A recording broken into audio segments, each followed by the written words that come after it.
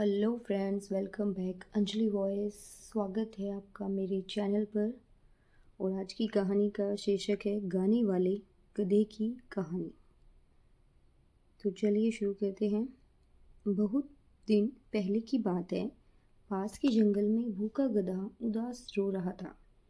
दिन भर के काम के बाद उसके मालिक ने उसे ठीक से खाना नहीं खिलाया।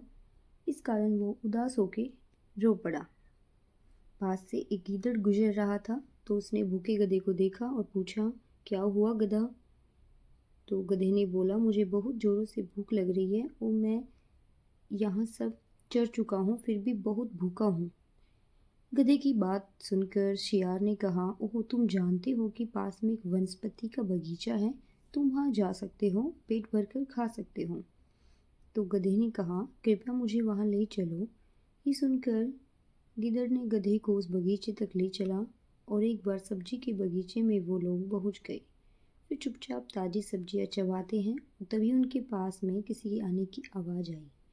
आवाज़ सुनकर दोनों भाग जाते हैं।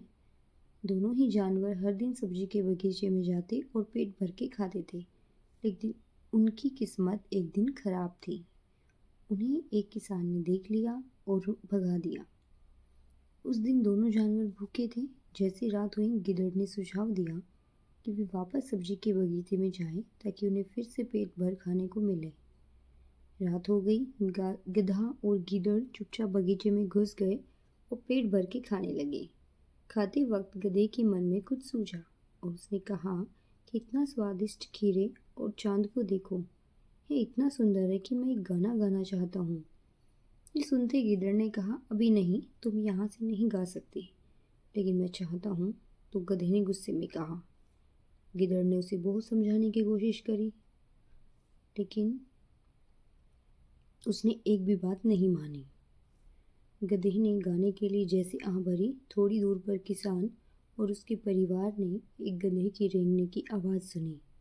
लाठी लेकर गधे की ओर दौड़ पड़े। गधे को पीटकर जल्दी बगीचे से बाहर छोड़ा। गधे रेंगते हुए वापस चला गया। वो वापस गीदड़ के पास गया और उसका घटना का वर्णन किया। उसकी बात सुनकर गिदड़ ने कहा, तुम्हें तब तक इंतजार करना चाहिए था जब तक हम गाने के बगीचे से बाहर नहीं आ गए, लेकिन तुमने मेरी बात बिल्कुल नहीं सुनी, जिससे आगे चलकर तुम्हें मार भी खानी पड़ी और अब तुमको आराम की ज़रूरत है और आगे से ऐसी गलती कभी मत करना। ऐसा कहने के बाद गिदड़ वहाँ से चला गया।